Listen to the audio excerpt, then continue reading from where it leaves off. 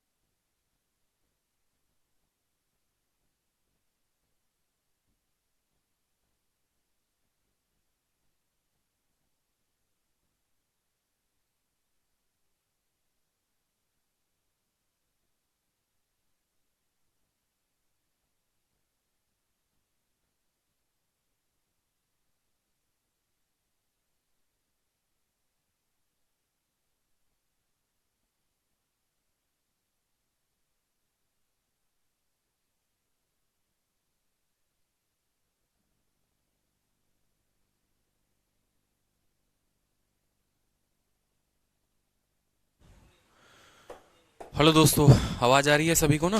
बहुत अच्छे। चलो, आज दो क्लास है। ठीक है, हाँ सर, यहाँ पे सही लग रहा। ठीक है, 5 बजे तक एक क्लास है और 5 बजे से उसके बाद चौथी क्लास है आप लोगों की। क्योंकि उसके पीछे का भी रीज़न मैं आप लोगों को बताऊंगा ऐसा क्यों है। ठीक है,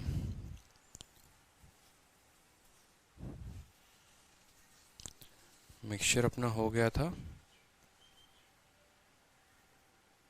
प्रॉफिट लॉस हो गया था 21। गुड इवनिंग भाई, गुड इवनिंग। ऑल ओके, बहुत अच्छे। देखो, अब जब भी 2 घंटे की क्लास हुआ करेगी ना, तो वो दो पार्टों में हुआ करेगी। एक पार्ट 1 घंटे की, दूसरी पार्ट 1 घंटे की। इसका रीज़न सिर्फ आप लोग हो, क्योंकि कुछ बच्चे ऐसे होते हैं जो एप्लीकेशंस के वीडियोस को कंपेयर करते हैं किसी और टीचर से।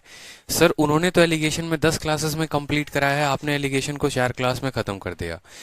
चाहे उनकी जो वीडियो हो वो 45 मिनट की हो, हमारी वीडियो 2 घंटे की हो, बट आप टाइम नहीं देखते हैं, आप नंबर ऑफ वीडियोस देखते हैं। ठीक है, ये सबसे बड़ी सच्चाई है। तो हमने भी सोचा है चलो ऐसा है तो इसका सॉल्यूशन करते हैं। अगर 2 घंटे की क्लास होगी ना, तो हम भी उसको दो पार्टों में कर दिया करेंगे। तो जैसे आज 2 घंटे की क्लास है, तो एक क्लास क्लास 2 के नाम से होगी, एक क्लास क्लास 3 के नाम से होगी, ताकि इससे आपको सुकून भी मिलेगा। हाँ यार, थोड़ा ज़्यादा वीडियो हुआ है तो थोड़ा अच्छा फील होगा आप लोगों को। ठीक है, हाँ। और दूसरा कुछ ये भी होता है कि बहुत ऐसे स्टूडेंट्स होते हैं जिनकी रिटेंशन पावर, जैसे मान लो जो बाद में वीओडी देखते हैं, ठीक है, वीडियो बाद में देखते हैं, तो 2 घंटे की वीडियो तक वो लास्ट तक पहुंच भी नहीं पाते हैं, 1 घंटे पे ही स्किप कर देते हैं। तो अगर ये वीडियो पार्ट्स में होंगे ना, तो ज़्यादा अच्छा होगा आपके लिए भी, रिविजन करने के लिए, और हमारे लिए भी थोड़ा सही रहेगा कि हमारा थोड़ा वीडियो ज़्यादा दिखेगा और आपके रिविजन में काफ़ी मदद होगा। कि माइंड में ये रहेगा चलो 5 वीडियो है 1 घंटे की, तो इस तरीके से ख़त्म करना है। हाँ ठीक है, 1 लाख सब्सक्राइबर मैंने कराया है, बहुत अच्छी बात है, धन्यवाद आपका। ठीक है, तो क्लास को स्टार्ट करते हैं। चलिए, ये क्वेश्चन आप लोगों के सामने है। कल तक क्वेश्चन नंबर 20 मैंने करवा दिया था, अगर आपको ध्यान होगा तो। ये क्वेश्चन नंबर 20 हो रखा था शायद। ठीक है, एक बार कल के क्वेश्चंस हम लोग देख लेते हैं। जो क्वेश्चंस हमने स्किप किए थे वो भी देखेंगे। क्वेश्चन नंबर 20 मैंने करवा दिया था, अगर आपको पता होगा तो। ठीक है, क्वेश्चन नंबर आपको है 17, 18 और 19, ये 3 क्वेश्चंस हमारे बचे हुए थे। ठीक है, हाँ हाँ, ठीक है। तो क्वेश्चन नंबर 17 देखो यहाँ पर। क्वेश्चन नंबर 17 में क्या कहा है आपके सामने, क्वेश्चन को देखिए। In what ratio sugar costing 60 per kg be mixed with costing 42 per kg such that selling the mixture at 56 per kg there is a gain of 12%। Simple सा क्वेश्चन कहा गया आपसे। ठीक है, कि भैया आप 60 रुपए वाले चीनी को या 60 रुपए वाले चीनी को 42 वाले चीनी के साथ कितना कितना क्वांटिटी मिला, कि अगर हम उनको 56 पर बेचें तो उसको फायदा हो 12% का। आप हमेशा एक बात जानते हैं कि एलिगेशन में हमेशा सेम तरह के क्वांटिटी का कंपैरिजन किया जाता है। कॉस्ट प्राइस का कॉस्ट प्राइस के साथ, प्रॉफिट का प्रॉफिट के साथ। कभी ऐसा नहीं देखा होगा आपने कि यहां पर हमने सीपी लिखा है, यहां सीपी लिखा है और बीच में एसपी लिख दिया, क्योंकि आपका डेटा भी तो वही है। यहाँ 60 रुपए प्रति किलो, दूसरा 42, और ये जो है ये 56 है। ये 56 सेलिंग प्राइस है। ठीक है, तो आप खुद सोचिए कि यहां पर 56 हम कैसे लिख सकते हैं? संभव है 56 लिखना? नहीं है ना। क्यों? क्योंकि यहां पर हम लिखेंगे कॉस्ट प्राइस। तो एग्जामिनर खुद हमें कह रहा है कि देखो तुम कॉस्ट प्राइस निकाल तो सकते हो, 56 रुपए प्रति किलो तुम बेच रहे हो और लाभ हो रहा है तुमको 12 का। तो अब दुनिया भी ये बात बता सकती है कि देखो भैया, ये जो 56 है ये कितने का मान है? ये 112 का मान है, हमें 100 का मान चाहिए। ठीक है, तो 56 से इसको 2 बार में काटो, इसको 50 बार में काटो, यानी कॉस्ट प्राइस कितना आ गया, 50 आ गया। अब आप बोलोगे देखो मिक्सचर को मैंने एक दुकान से खरीदा, वहां से खरीदा 60 में, दूसरी वाली दुकान से खरीदा, वहां खरीदा 42 में, और दोनों को मिलाकर जो मेरा कॉस्ट प्राइस बना, एवरेज कॉस्ट प्राइस वो था 50। ठीक है, दोनों को मिलाकर जो मेरा एवरेज कॉस्ट प्राइस था वो था 50। अब हम बता सकते हैं कि हमने किस किस रेशियो में जो है सामान को खरीदा है। ठीक है, तो 60 में से 50 गया तो कितना हो गया 10, और 50 से 42 गया तो कितना हो गया 8। ये किस रेशियो में हो गए, ये रेशियो में हो गया 4:5 इज द करेक्ट आंसर। 4:5 जो भी होगा, option number D is the correct answer. हमेशा इस बात को ध्यान रखिएगा कभी पर भी कि अगर आपका सेलिंग प्राइस ओवरऑल का दे तो आपको कॉस्ट प्राइस निकालना, क्योंकि कंपैरिजन हमेशा किस में किया जाता है, कॉस्ट प्राइस का कॉस्ट प्राइस से ही किया जाता है, क्रय मूल्य का क्रय मूल्य से किया जाता है, विक्रय मूल्य यहां नहीं लिख सकते हैं। क्या ये बात हर किसी को क्लियर है, बताइए।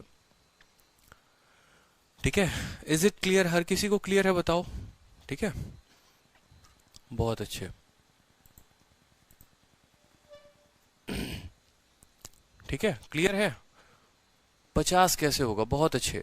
सोनू, किसी वस्तु को 56 पर बेचते हो और 12 का लाभ होता है, तो ये जो 56 है ना, किसी वस्तु को 56 पर बेचोगे तो ये जो 56 है ये कितने का मान है, 100 जमा 12 का मान है या नहीं है, बताओ। ठीक है, कितने का मान निकालना है, 100 का मान निकालना है। 56 से 112 2 बार में कटेगा, 2 से ये 50 बार में कटेगा, तो कॉस्ट प्राइस 50 नहीं आएगा, बताओ। ठीक है, क्लियर है, बहुत अच्छे। चलिए नेक्स्ट क्वेश्चन देखिए, यहां पर नेक्स्ट क्वेश्चन देखिए, सीजीएल टीयर 2 2019। सीजीएल टीयर 2 2019 का मेंस का क्वेश्चन है, आपको सीजीएल मेंस का क्वेश्चन है, हाल फिलहाल में पूछा गया क्वेश्चन है।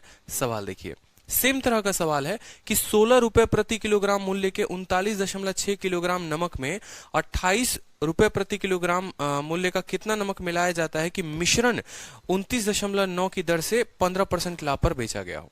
जो मिश्रण है उसको कितने पर बेचा है आपने, आपने मिश्रण को 29 रुपए 90 पैसे पर बेचा है, और जब मिश्रण को 29.90 पैसे पर आपने बेचा है तो आपको लाभ कितने का हुआ है, 15 का। तो क्या आप ऐसा कह सकते हैं कि अगर मैंने मिश्रण को 29 पर बेचा है तो मैंने मिश्रण को खरीदा कितने पर होगा। एक मिश्रण का खरीद 28 रुपए, दूसरी वाली मिश्रण का खरीद 39.6 रुपए। ठीक है, सॉरी, पहली वाली मिश्रण का खरीद 28 रुपए, दूसरी वाली मिश्रण का खरीद 16 रुपए। दोनों का खरीद जो होगा वो कितना होगा, दोनों का विक्रय मूल्य हमें दे रखा है 29.6, यानी आप क्या बोलोगे, बोलोगे सर 29.6 जो है ना वो कितने का मान है, 115 का मान है। 100 सर कॉस्ट प्राइस होता है, 15 लाभ 115 का मान है। हमें कितने का मान चाहिए, हमें 100 का मान चाहिए। समझ में आ रहा है। 5 से काटेंगे तो 23 बार में कटेगा, 5 से काटेंगे तो 20 बार में कटेगा। 23 से काट लो यहाँ पर तो 23 से एक बार में कट गया आपको। ठीक है, और 66 आपको 23 66 हो गया ना। ठीक है, 29.9 है। अच्छा, ठीक है, 29.9 जो है वो कितने का मान है, वो जो है 115 का मान है। हमें कितने का मान चाहिए, हमें 100 का मान चाहिए। 5 से काटेंगे 23 बार में कटेगा, 5 से काटेंगे 20 बार में कटेगा। 23 से काटो, एक बार में 23 हो गया, और 23 से 3 बार में 1.3। 1.3 को करोगे तो 13 दूनी कितना हो जाएगा आपका, 26 जो हो जाएगा वो आपका ओवरऑल कॉस्ट प्राइस हो जाएगा, 26 बिल्कुल। ठीक है, चलिए अब हम देखते हैं, पहली दुकान से खरीदा 28 पे, दूसरी वाली दुकान से कितने पे खरीदा बताओ, 16 पे खरीदा। ठीक है, और ओवरऑल बेचा कितने में, 26 में। तो किस रेशियो में आएगा बताना, 28 में से 26 गया 2, और 26 से 16 गया 10। इनका रेशियो क्या होगा सामान खरीदने का, 5:1 हो जाएगा। कोई शक यहाँ पर, कोई शक यहाँ पर। अब सवाल को हम पढ़ते हैं कि हमसे पूछा क्या है, कितना केजी 28 किलो का आप मिक्स करेंगे। ठीक है, 39.6 केजी ऑफ साल्ट कॉस्टिंग इतना, मतलब ये जो एक है, ये जो एक है इसका मान सवाल में कितना दे रखा है बताओ, ये जो एक है इसका मान सवाल में कितना दे रखा है। ठीक है, how many KG of salt costing 28 must be mixed with 39.6 KG of salt costing 16 पर KG so that the mixture. तो इसका जो मान है वो दे रखा है सवाल में 39.6 किलो। कितना मान दे रखा है, 39.6 किलो। बहुत अच्छे।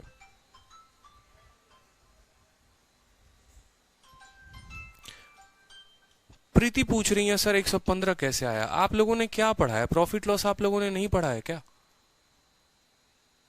बताना जरा। कुछ भी नहीं पढ़ा, कुछ भी नहीं आता, मतलब प्रॉफिट लॉस क्या करा है फिर इतने दिनों में, सीधा का सीधा क्या एलिगेशन देखने आ गए हो।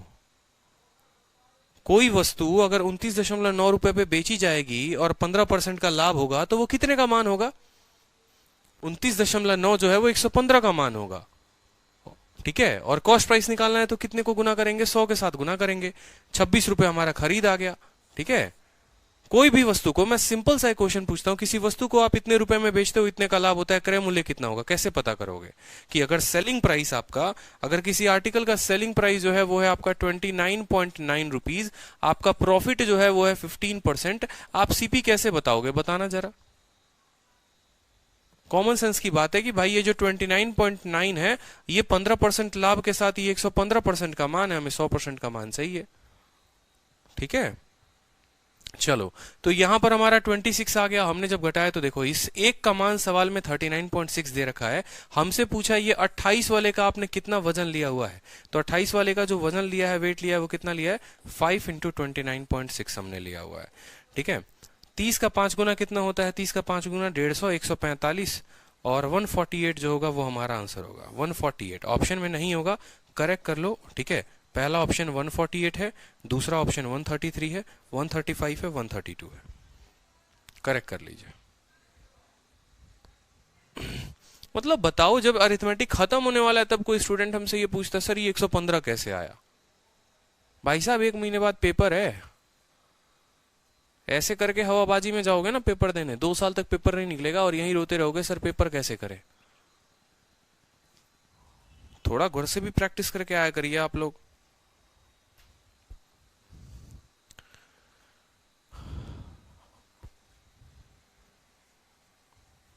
अच्छा हाँ 198 होगा, ठीक है ठीक है ठीक है।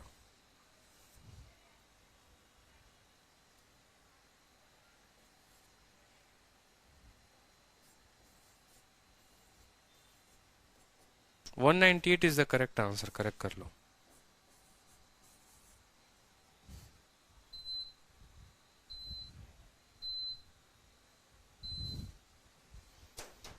ठीक है, नेक्स्ट क्वेश्चन देखिए, चलिए।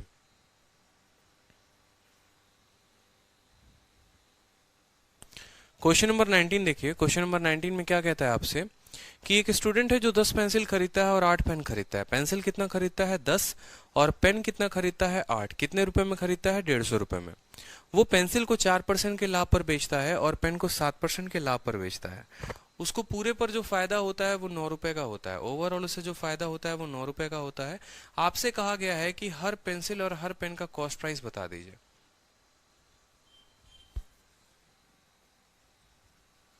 अच्छा ठीक है, हाँ करेक्ट कर लो, 5 इंटू 39.6 जो है, ठीक है, वो करेक्ट कर लो आप यहाँ पर। ठीक है, एक स्टूडेंट 10 पेंसिल खरीदता है, 8 पेन खरीदता है, वो पेंसिल को 4% के लाभ पर बेचता है। तो हम क्या यहाँ लिखेंगे, देखिए यहाँ पर, यहाँ जैसे जैसे हमसे बोलता जाएगा, पेंसिल है तो पेंसिल लिखेंगे और पेन है तो पेन लिखेंगे, कोई दिक्कत की बात नहीं है।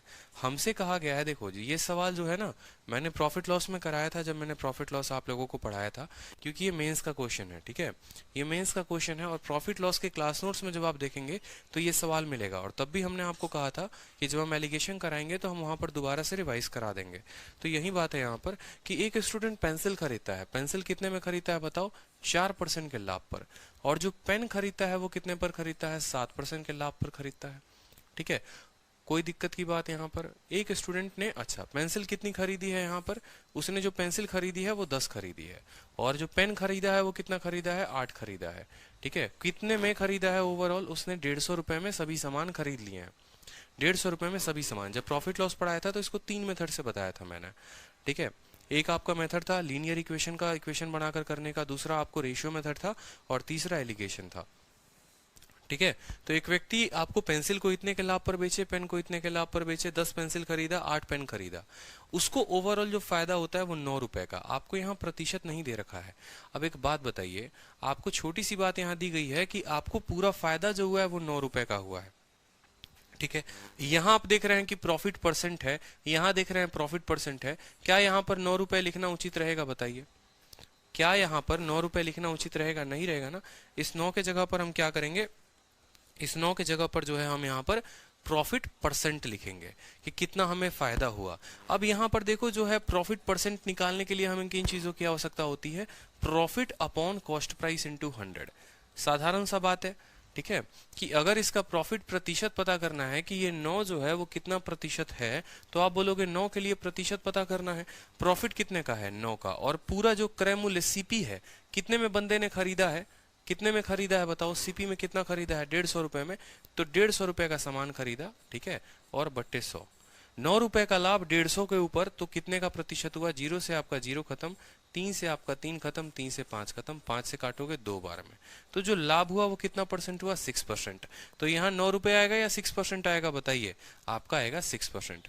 क्यों? क्योंकि आपको पता है कि भैया प्रॉफिट परसेंट का कंपैरिजन जो होता है प्रॉफिट परसेंट के साथ ही होता है।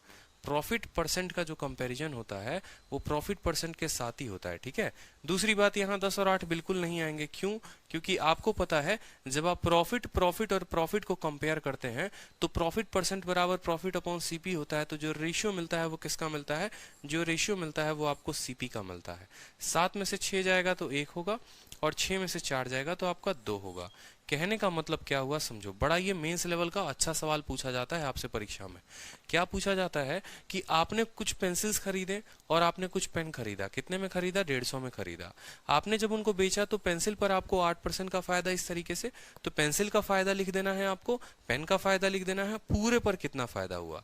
ये किन चीजों का अनुपात देगा? ये आपको कॉस्ट प्राइस का अनुपात देगा, ठीक है। अब आप खुद सोचिए कि आप टोटल सामान कितने में खरीद कर लेकर आए हैं? 150 में। उस 150 को आपको किस रेशियो में बांटना है? 1 और 2 में बांटना है, ठीक है। वो जो 150 मान है वो 3 यूनिट का मान है, वो 3 यूनिट का मान है। तो ठीक है, अगर आप बोलोगे ये जो 150 है ये 1:2 यानी ये 3 का मान है, इसे 1 का मान निकालना है तो कितना होगा? 50 रुपए। यानी आप ऐसा कह सकते हो कि जो हम पेंसिल खरीद कर लेकर आए हैं वो कितने का खरीद कर लेकर आए हैं? 50 रुपए का, ठीक है। और ये एक जो है ये कितने में खरीद कर लाए हैं? 100 रुपए का। समझ रहे हो या नहीं समझ रहे हो? हमें अल्टीमेट क्या होता है, हमें इस बात को समझना पड़ेगा कि प्रॉफिट परसेंट के रेशियो से सीपी मिलता है और सीपी के रेशियो से क्वांटिटी मिलती है। सवाल में ऑलरेडी क्वांटिटी दे रखा है तो क्वांटिटी का तो रेशियो निकलेगा ही नहीं, वो तो दे ही रखा है। निकलेगा किसका? कॉस्ट प्राइस का। कॉस्ट प्राइस कहने का मतलब आप पूरा पेंसिल 50 में लेकर आए और पेन 100 रुपए में लेकर आए। अब आप मुझे खुद बताइए आप कितना पेंसिल लेकर आए हैं? आप 10 पेंसिल लेकर आए हैं। तो अगर आप एक पेंसिल का दाम जानना चाहेंगे, ठीक है, आपने पेंसिल खरीदा कितने में है? 50 रुपए में। और कितनी पेंसिल्स खरीदी हैं? 10, ठीक है। तो 50 रुपए में 10 पेंसिल, तो एक पेंसिल का दाम कितना हो जाएगा? 5 रुपए, ठीक है। और बोला क्या है? पेन का भी। तो चलो पेन का भी देख लेते हैं। पेन कितने में खरीदा है आपने? 100 रुपए में। और कितने पेन खरीदे हैं आपने? बताइए। आपने पेन जो खरीदे हैं वो आपने 8 पेन खरीदे हैं, ठीक है। तो 12.5 रुपए का जो होगा आपका एक पेन होगा। सवाल में पूछा गया है each pencil and each pen, तो 5 और 12.5 जो होगा वो आपका उत्तर होगा ऑप्शन नंबर सी। कोई दिक्कत बताओ जल्दी से, कोई समस्या किसी को? ठीक है, बहुत ही अच्छा लेवल का क्वेश्चन है ये, बहुत ही अच्छा लेवल का, बिल्कुल। 10 पेंसिल 8 पेंसिल, ठीक है। ये सवाल सीधा का सीधा मेंस में आते हैं, ऐसे प्री में नहीं पूछा जाता है ये सवाल। और देखा है आपने, इस सवाल को तो छोड़ ही नहीं सकते क्योंकि ये प्रीवियस ईयर का क्वेश्चन है, पूछा गया है। समझ रहे हो? अगर प्रीवियस ईयर का पूछा हुआ क्वेश्चन है, अगर उसके सही तरीके नहीं आते हैं तो बड़ी दिक्कत की बात है। किसी को कोई भी डाउट है तो पूछो मुझसे, कोई भी डाउट है सवाल में तो पूछो भाई।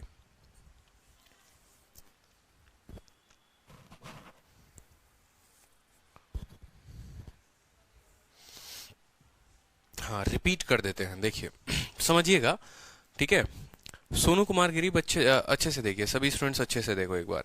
सवाल में आपको क्या क्या बोला है जरा एक बार है ना देखो। कोई भी सवाल जब टफ आता है ना, उसको बनाने का सबसे आसान तरीका मैं आपको बताऊं क्या होता है। कोई भी सवाल जब टफ आता है तो उसको 2 बार 3 बार पहले पढ़ो। एक एक लाइन को जब उसको पढ़ लोगे ना तो आप खुद सवाल को तोड़ना सीख जाओगे कि भैया इसको तोड़ते कैसे हैं। मेरा सिंपल सा क्वेश्चन है, मान लीजिए कि हर स्टूडेंट, यहाँ जितना स्टूडेंट वीडियो देख रहा है वो अपने आप पर उस केस को अज्यूम करे, ठीक है। अपने आप को उस कंडीशन पर आप अज्यूम करिए। एक तरीके से आप सोचिए यहाँ पर कि आप मार्केट जाते हैं, आप 10 पेंसिल लेकर आते हैं, 8 पेन लेकर आते हैं, ठीक है, 150 रुपए में लेकर आते हैं। अगर हम इसको बेसिक तरीके से करते तो हम कैसे करते? बचपन वाली जो कहानी होती नहीं थी उसको भी करके मैं आपको दिखाता हूँ एक बार कि बचपन में हम इसको करते थे तो कैसे करते थे। क्योंकि अल्टीमेट तो सवाल हल करना है, मेथड चाहे कोई भी हो, ठीक है। समझेंगे मेरी बात को। आप जो है बेसिक मेथड से सवाल को कैसे करते थे, फिर आपको ज्यादा अच्छे से समझ में आएगा। आप बोलते थे सर हर पेंसिल का कीमत अगर x रुपया है तो 10 पेंसिल का कीमत कितना होगा, 10x होगा, ठीक है। और प्रत्येक पेन का कीमत अगर y रुपए है तो 8 पेन का कीमत कितना होगा, 8y होगा। इस तरीके से मार्केट से हम 150 रुपए में टोटल सामान लेकर आए, ठीक है। मान लो हर पेंसिल आपको 10 रुपए का होगा तो 10 इंटू 10 100 रुपए का पेंसिल लाए होगे, 50 रुपए का पेन लाए होगे, इस तरीके से 150 हुआ होगा। या 100 रुपए या 50 रुपए का पेन लाए होगे, 100 रुपए का पेंसिल, इस तरीके से कुछ भी करके, ठीक है। तो प्रत्येक पेंसिल का कीमत x मान लिया, प्रत्येक पेन का कीमत y मान लिया। इस तरीके से टोटल दाम कितना हो गया हमारा, 150 रुपए हो गया, ठीक है। आपसे कहा गया है कि आपने पेंसिल को 4% के प्रॉफिट पर बेचा है और पेन को आपने 7% के प्रॉफिट पर बेचा है, ठीक है। अब आप जब इसको प्रॉफिट पर बेचोगे, मान लो ये कहानी बड़ी लंबी चली जाएगी, इस बात को समझना, ये कहानी बड़ी लंबी चली जाएगी आपको, ठीक है। इस तरीके से रेशियो लेकर चलना बहुत गंदा वाला फ्रैक्शन बनता है, ठीक है, बहुत गंदा वाला फ्रैक्शन बन जाएगा इसमें, कि अगर आप पेंसिल को 4% के प्रॉफिट पर बेचते हो, ठीक है, तो फिर इसका 104% निकालना पड़ेगा, ठीक है। फिर इसका आपको 107% निकालना पड़ेगा, फिर आपको 9 रुपए का फायदा होगा, यानी आप 159 में बेचोगे। देखो यहाँ पर, ठीक है, आपने पेंसिल को 4% के लाभ पर बेचा तो आपको बोलना पड़ेगा 10x का कितना, 104/100, ठीक है। आपने पेन को कितने पर बेचा है, आप खुद बताओ, आपने पेन को बेचा है 7% पर, तो इसका 107/100, ठीक है। ये क्या हो गया इसका सेलिंग प्राइस, ये क्या हो गया इसका सेलिंग प्राइस, और इन दोनों का सेलिंग प्राइस जो है वो किसके बराबर है, तो 150 का सामान था, 9 रुपए का लाभ था, वो 159 के बराबर है। फिर आपको इन दोनों में से किसी x को बैलेंस करना पड़ेगा, काटना पड़ेगा, कहानी बहुत लंबी होती है। इस वजह से जो है हम बेसिक तरीके से नहीं करते, हमारा आंसर जो है बहुत गंदे तरीके से फंस जाएंगे हम, ठीक है। तो मैं वही समझाने की कोशिश कर रहा हूं कि देखो, जब भी एलिगेशन का कंसेप्ट कहां पर इस्तेमाल होता है, हम दो वस्तुओं को खरीदते हैं, एक को कुछ के लाभ पर खरीदेंगे, एक को कुछ के लाभ पर खरीदेंगे, दोनों पर इतना प्रतिशत का लाभ हुआ, एलिगेशन लगाना है, ठीक है। एक वस्तु की कीमत 10 रुपए, दूसरे वस्तु की कीमत 12 रुपए, ओवरऑल हमने बेचा है 11 में मान लो, तो एलिगेशन लगाना है। मतलब कॉस्ट प्राइस में एलिगेशन लगता है। प्रॉफिट लॉस में कल जब मैंने आपको पढ़ाया था, ठीक है, तो दो ही केस तो बताए थे कि प्रॉफिट लॉस में या तो आपको देखो यहाँ पर एक तो प्रॉफिट का लेंगे तो सीपी का रेशियो मिलेगा, और कॉस्ट का लेंगे तो क्वांटिटी का रेशियो मिलेगा।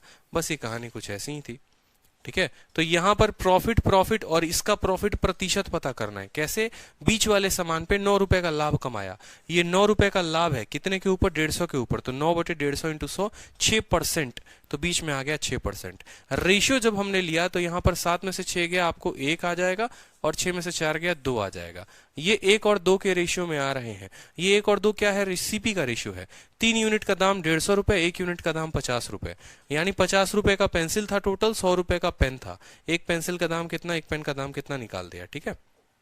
चलो अब नेक्स्ट टाइप हम देखते हैं। नेक्स्ट टाइप हमारा बड़ा प्यारा टाइप है देखते चलते हैं। एलिगेशन में बहुत सारे टाइप बनते हैं, टाइम स्पीड डिस्टेंस का भी टाइप बनेगा, प्रॉफिट लॉस का भी बनेगा, आपको सिंपल इंटरेस्ट का भी बनेगा। तो सारे टाइप जो है अपने को कवर करने हैं बड़े अच्छे तरीके से, ठीक है।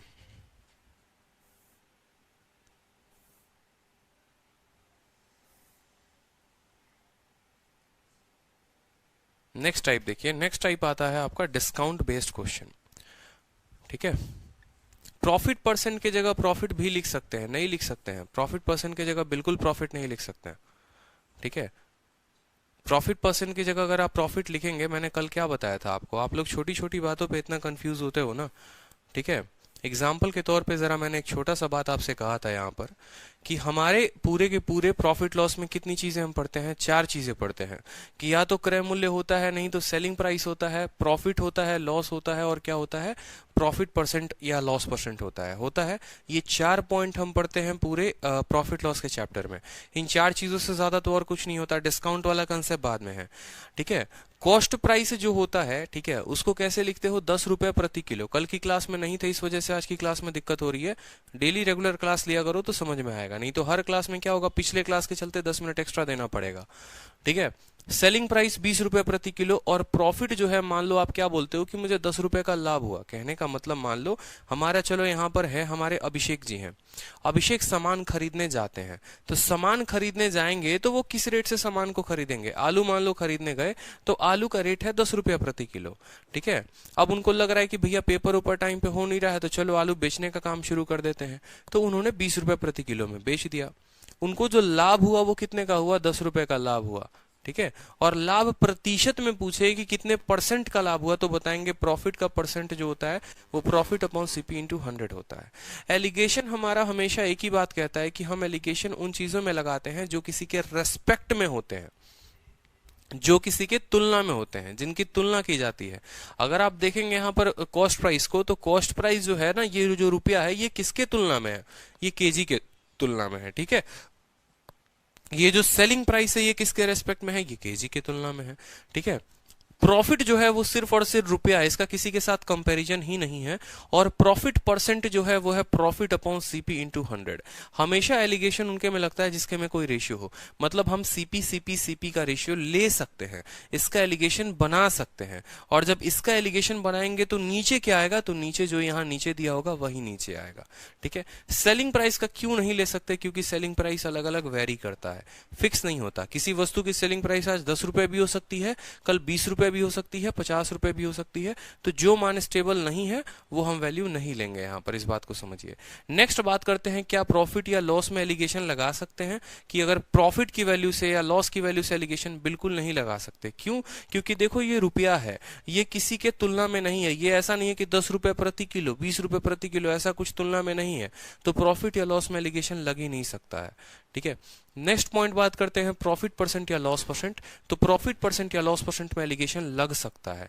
क्यों लग सकता है? क्यों? क्योंकि ये प्रॉफिट अपॉन सीपी है, ठीक है। ये प्रॉफिट अपॉन सीपी है, प्रॉफिट जो है, ठीक है, मिल रहा है, लेकिन किसकी तुलना में? सीपी की तुलना में। तो जब प्रॉफिट परसेंट का सीपी रेशियो लगेगा, तो किन चीज का रेशियो देगा? वो सीपी सीपी सीपी का रेशियो देगा, ठीक है। सर फास्ट पढ़ाइए, नहीं तो सिलेबस टीयर 2 के बाद भी कंप्लीट नहीं हो पाएगा।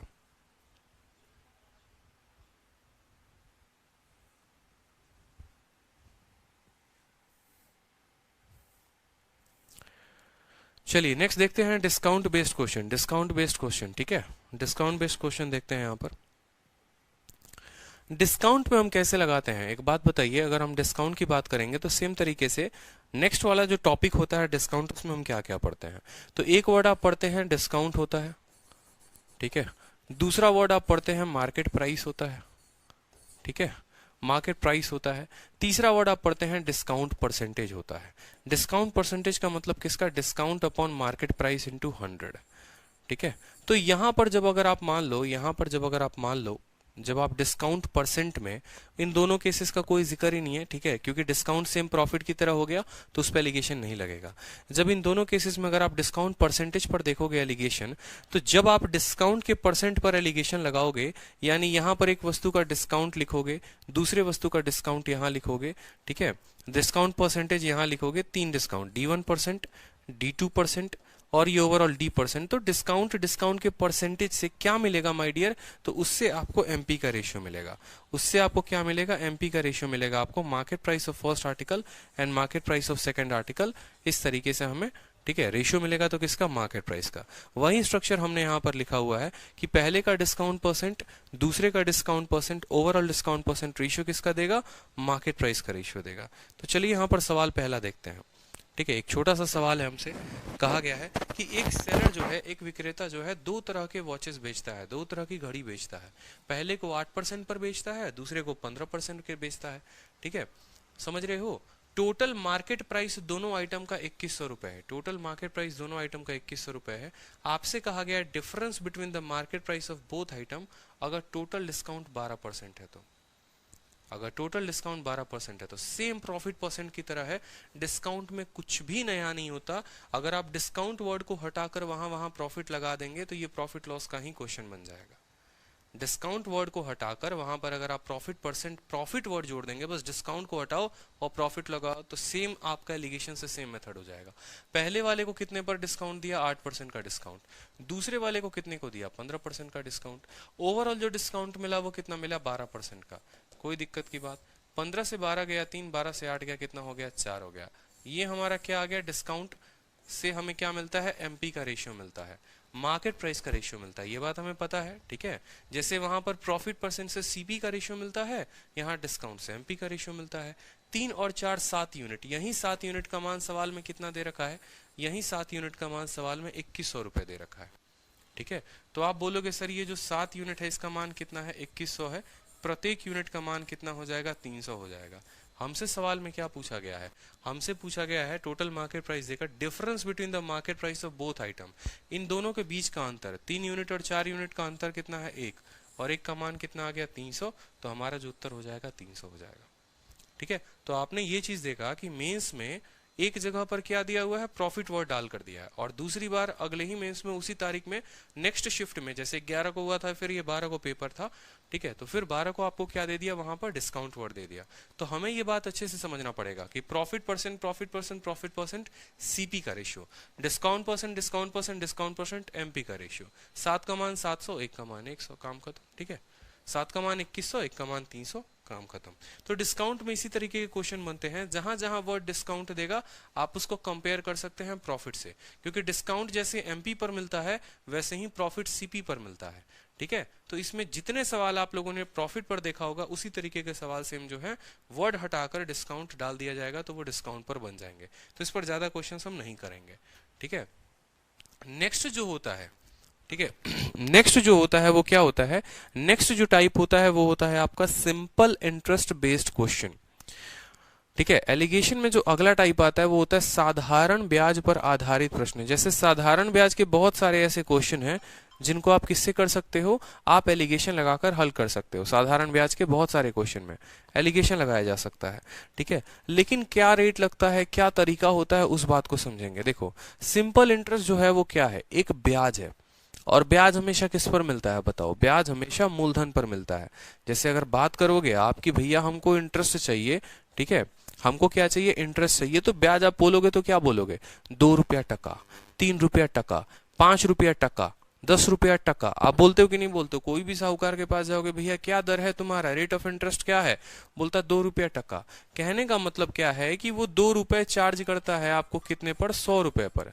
वो 2 रुपया चार्ज करता है कितने पर, 100 रुपए पर, यानी प्रत्येक 100 रुपए पर, प्रत्येक 100 रुपए पर वो कितना टाइप करेगा, प्रत्येक 100 रुपए पर 2 रुपए का ब्याज लेगा, हर 100 रुपए पर वो 2 रुपए का ब्याज लेगा।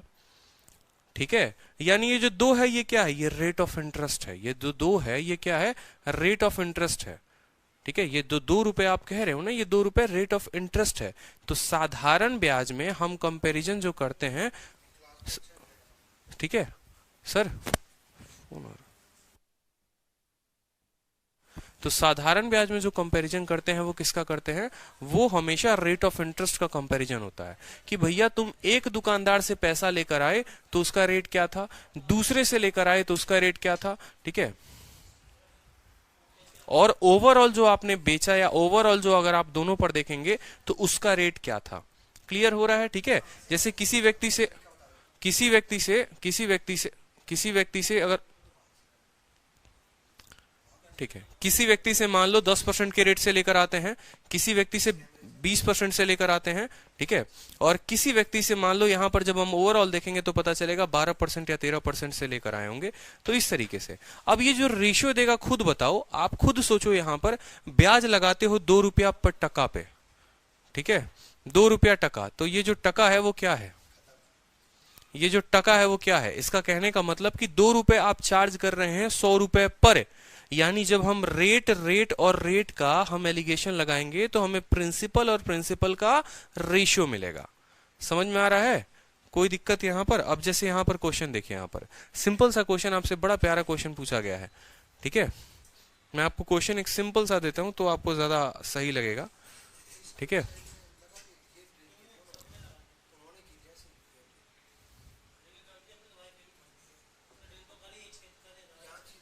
एक सिंपल सा क्वेश्चन आप लोगों के सामने रहेगा, चिंता ना करें।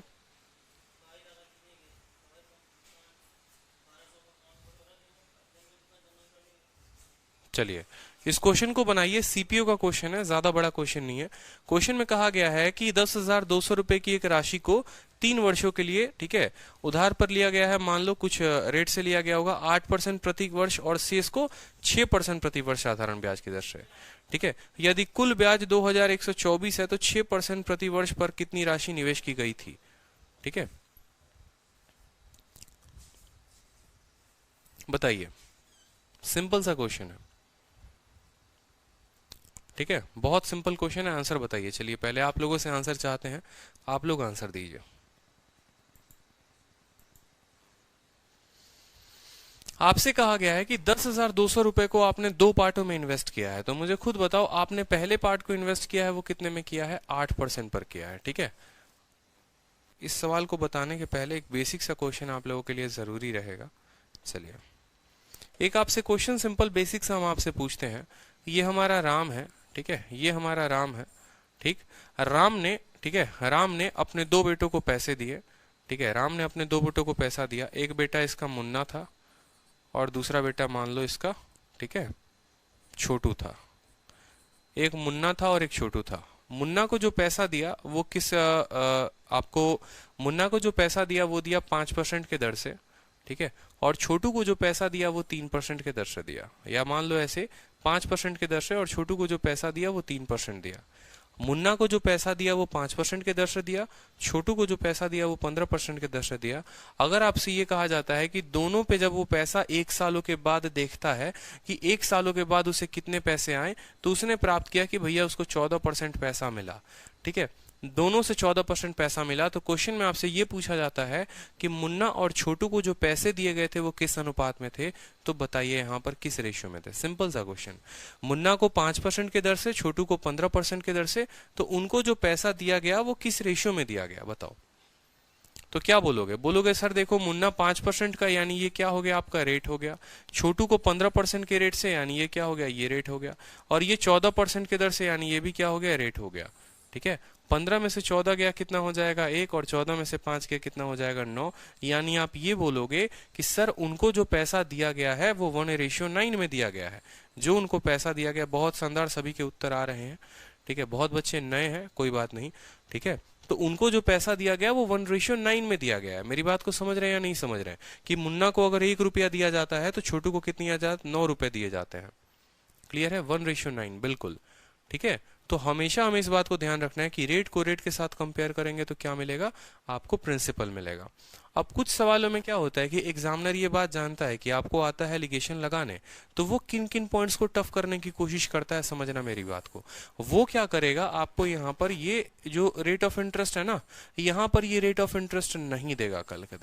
कल के दिन वो यहाँ क्या करेगा, आपको ब्याज दे देगा। जैसे अब पीछे वाले क्वेश्चन में आपने क्या देखा था, प्रॉफिट परसेंट, लेकिन यहाँ 9 रुपए का लाभ।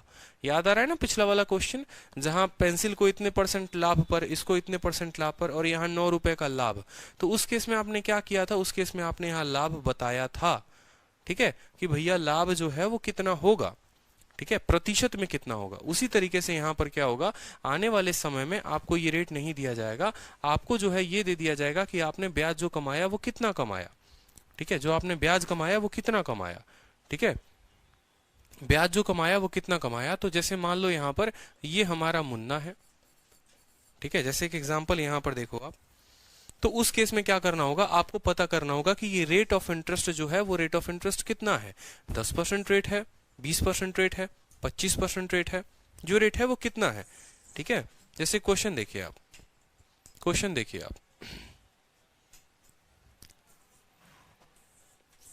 ये सवाल काफी अच्छा है। देखिए आप यहाँ पर कि हरीश के पास 40,000 रुपए हैं, उसने इसे 2 बैंकों में जमा कर दिए। पहले बैंक द्वारा दिया गया ब्याज 9.5% प्रति वर्ष है, दूसरे बैंक का 5.5% प्रति वर्ष है। यदि 1 वर्ष के अंत में हरीश को 3200 रुपए मिलते हैं तो दोनों बैंकों में जमा की गई राशि का अंतर क्या होगा। हमने आपको क्या कहा, हमने आपको ये कहा कि एक बैंक में इस रेट से पैसा जमा, दूसरे बैंक में इस रेट से पैसा जमा, या मान लो रेट ऑफ इंटरेस्ट आपको दे देगा, लेकिन ओवरऑल जो है वो आपको नहीं देगा कि ओवरऑल आपका ब्याज कितना बना है, कितना % है, वो नहीं देगा। वो बोलेगा इतने का ब्याज बना, इतने का ब्याज बना या इतने का बना। अब वो आपके ऊपर है कि आप उसको कैलकुलेट कैसे करोगे, ठीक है, आपको यहाँ रेट ऑफ इंटरेस्ट लेकर आओगे तभी तो कंपैरिजन करोगे। तो आप देखो कैसे बनाओगे सवाल को। आप बोलोगे देखो पहले वाले बैंक में हमने, जो पहला वाला बैंक था उसमें क्या रेट रहा मेरा, पहले वाले बैंक में 9.5% का रेट रहा। दूसरे वाले बैंक में, ठीक है, पहले वाले में जो रेट रहा वो 9.5% रहा। दूसरा वाला जो बैंक है उसमें रेट कितना रहा, 5.5% का रहा। ठीक है, और यहां पर जो ब्याज है बोला गया ना, ठीक है, he deposited into bank, interest जो है पहले पर 9.5%, दूसरे पर 5.5%, पहले का इंटरेस्ट इतना, दूसरे का इतना। और साल के अंत में कितने रुपए मिले हैं, साल के अंत में 3200 रुपए मिले हैं। ठीक है, साल के अंत में कितने रुपए मिले हैं, 3200 रुपए मिले हैं। ये बात क्लियर है। अब क्या 3200 को हम कंपेयर कर सकते हैं 5.5% से, या 3200 को 9.5 से? किसी से कंपेयर किया जा सकता है? किसी से भी कंपेयर नहीं किया जा सकता। क्यों? ये प्रतिशत में है और ये रुपए में है। तो उस केस में आप खुद बताइए कि एसआई परसेंटेज निकालेंगे या नहीं निकालेंगे, आप रेट परसेंटेज निकालेंगे या नहीं निकालेंगे, बताइए। रेट निकालेंगे कि ये रेट प्रिंसिपल का कितना परसेंट है। तो कुछ नहीं करना, बस आप ये बताओ ये जो 3200 है ये क्या है, ये ब्याज है, ये 3200 क्या है, ब्याज है, और ये प्रिंसिपल का कितना परसेंट है, तो ये प्रिंसिपल का 4000% है। अगर आप एसआई को परसेंटेज की बात करोगे तो ये 3200 कितने सालों का मान है, 1 सालों का। ये 3200 जो है ये 40,000 का कितना परसेंट है, पता करने के लिए इसको 40,000 से भाग करेंगे। 4 जीरो से 4 जीरो खत्म, 4 से 8 बार में खत्म। आप बोलेंगे सर ये कितने, ये 3200 जो है, ठीक है, हरीश हैविंग इतना डिपॉजिटेड इन 2 बैंक, ठीक है, कितने परसेंट का मान आ गया हमारे पास, 8% का मान आ गया। हम यहाँ क्या लिखेंगे, 8%। अब देखिए कंपेयर करिए, 9.5 में से 8 गया तो कितना हो गया, 1.5%। 8 में से 5.5 गया कितना हो गया, 2.5%।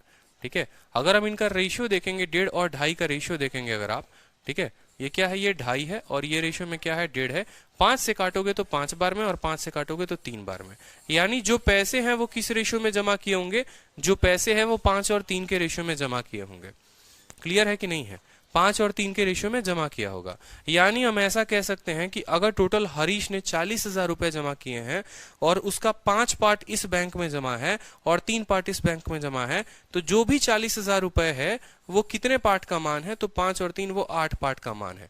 हमें कितने पार्ट का मान निकालना, हमें से कहा गया difference of the balance amount deposited.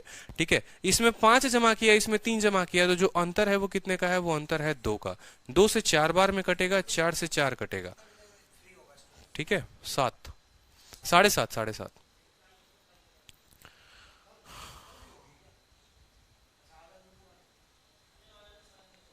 तो क्या ये बात क्लियर है आप सभी को, बताइए। ठीक है,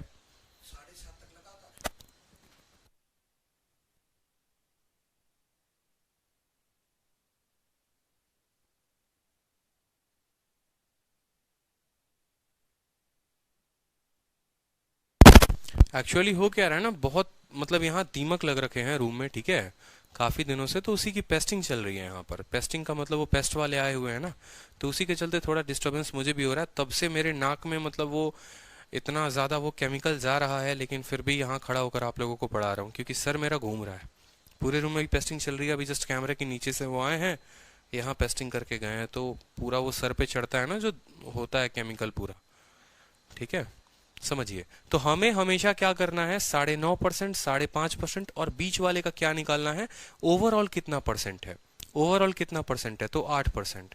और उस 8% को, एक और बात, ये जो आप निकाल रहे हैं ये 8% का, तो बहुत बच्चे बोलेंगे सर आपने कैसे निकाल दिया। तो देखो निकालने का तरीका कुछ भी नहीं है, आपको पता है ना रेट का फॉर्मूला, कि रेट बराबर क्या होता है, रेट बराबर SI upon principal into 100 upon time. बोलो हाँ या ना, पता है कि नहीं पता है।